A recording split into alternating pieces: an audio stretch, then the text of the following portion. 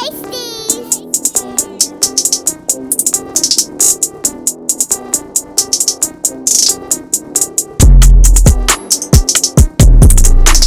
up, everybody? New game starters. I'm Noel. This is my boy James. Today's episode will be about shiny new things. This is a subject that James said he really wanted to speak on, and I'm going to be learning a little bit of something myself. So why don't we get right into it, man? So, kind of what are we talking about, man? I think the biggest thing about narratives and the media and everything is we fall in love with the new thing. So, I mean, we just had Christmas, and, the funny thing, all the kids love all their Christmas toys, right? Mm-hmm, mm-hmm. But if you go buy a kid a new toy, December 27th, that's the new thing. Always. It's always about what's new and what's popping at the moment. I mean, you gotta follow trends, what's hot in the streets at the moment. So I understand that. So what we talking then, man? What's up? So I'm a big fan on consistency, right? Mm-hmm. Big fan. So right now I'm seeing a lot of people, hating on James Harden and what he's doing, which, one-on-one wise, there's not a single soul in the league who can probably check him. If you guys are watching the Christmas game, and a couple games before that, they're double teaming him in the middle of the floor, sometimes before he even gets past half court. So when people see him and, what he's doing, and they feel like he's cheating the game because he's shooting free throws and, he's just a master of his craft. Mm-hmm. So, and being a master of your craft, and that's the biggest thing of being like a Hall of Fame player. Mm-hmm. Of course. So, what narrative are you saying? What are you saying people are saying about James that quite agree with? Well, for one, the defense thing that's been done like that. Mm-hmm. He for sure. He's at least an average defender, at least. He defends post-up really well. There's numbers on that you can find. He defends post-ups better than really any guard in the league. For sure. So that's, of course. And then, it's not just James Harden, it's his teammate Russell Westbrook, when, for 3 years straight, he averaged a triple-double, you know what I'm saying? Mm-hmm. And how he was grabbing rebounds and all that stuff, people will start getting tired of it. They was like, oh, well, he's grabbing rebounds, there's not contested rebounds, but I know that you love the Wonder Kid out there in Dallas, but of course. He's doing the same rebounds that Russell Westbrook was grabbing, the non-contested ones, the same thing Luka Doncic is doing. Mm-hmm. But I know it's the new shiny thing. Mm-hmm. So you feel like the love that Luka's getting right now, Westbrook should get all the time. All the time. Like the past 3 years, not even. So do you feel like? Because I feel like you said, it's the new toy effect, of course. And even Giannis too. Like even Giannis, last year when he won MVP. Yeah. I was telling everybody, if the coach who coaches the Bucks now, Coach Bud, you know what I'm saying? He had Atlanta teams winning 60 games.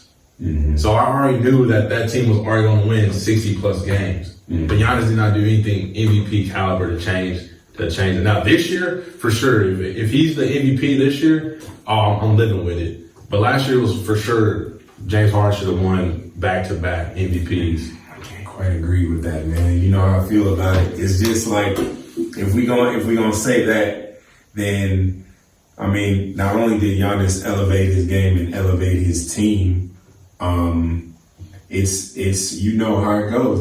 You can't, if you're gonna win MVP the next year, you have to do something so astronomical, kind of like the effect of Steph winning his back-to-back MVPs. If you want to win back-to-back, you really have to take it to a whole nother, which James did. He certainly did. To a whole nother level. But we're talking about Giannis doing. But Giannis didn't just enough. But Giannis didn't. His numbers didn't change. Giannis, he averaged 7 more points. He averaged about this year. This year, he's going crazy. Last year, if we want to look up the numbers, like Giannis averaged 23 the year before last year. Then last year he averaged 27, 28. Like that's a substantial jump in points. yeah. And we're talking about he averaged more rebounds, more assists, played tremendous defense. Could have won the Defensive Player of the Year. Took that team to their 60 wins. Like we're talking about, he made a jump. Like so the jump that he made from 17-18 to 18-19 is 0.8 points. Now, 2016 to 2017, he made that big jump with 4 points. But the year before, he didn't make a big jump. His coach really came in and you know what I'm saying, he runs great schemes. He's a Spurs, you know, like he's from Popovich's tree. Mm-hmm. So I knew that they were going to win those many games. So I just want people to sometimes, like, when someone's so great, like even LeBron James, like almost every single year he should be like in a top 3 race for MVP. You know what I'm saying? You can make an argument, of course. And then even when KD won it and Steph won it, like those guys, I mean, yes, Steph like let KD, you know, have a role. Like, you know what I'm saying? Like, hey, you're the man. Like, like the most humblest thing a superstar can do. Mm-hmm. But at the same time, like that, he's still so important to that team, and him not getting like a whole bunch of MVP votes, and they're still the best team. It's tough, but it's like when it's the new shiny thing comes around, people forget.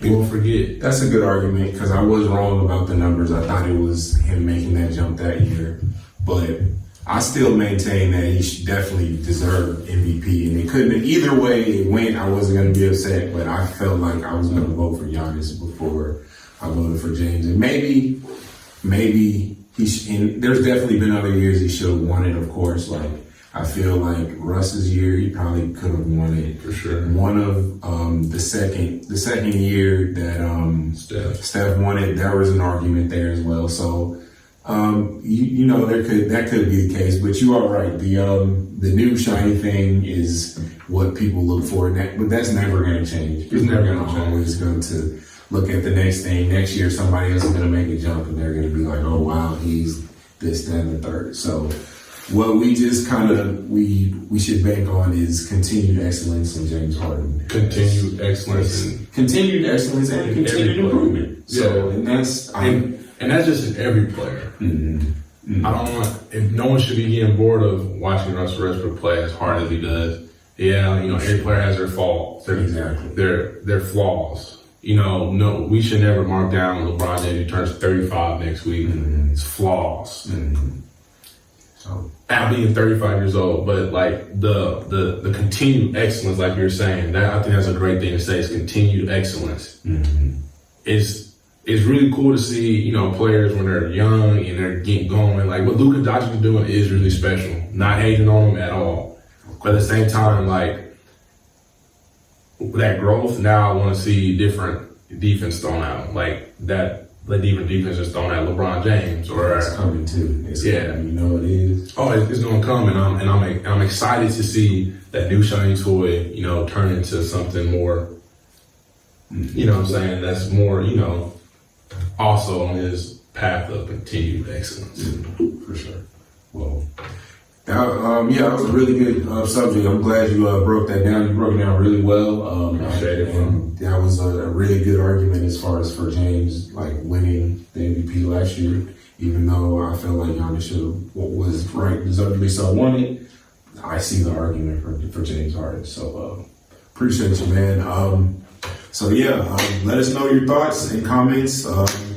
Make sure you subscribe to our YouTube channel. Make sure you follow us on IG. Make sure you follow us on Twitter.